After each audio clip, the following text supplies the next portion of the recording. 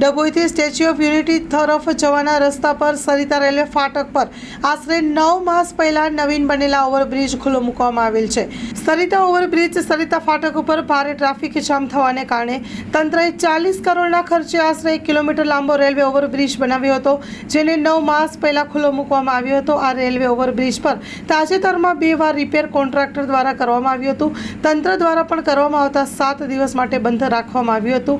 ત્યારબાદ હાલ ચોમાસાનો સમય ચાલી રહ્યો હોય તેવામાં કોન્ટ્રાક્ટરની બેદરકારીને કારણે મોટા ગાબડા પડી ગયા છે, તો ખાડા પડી ગયા છે.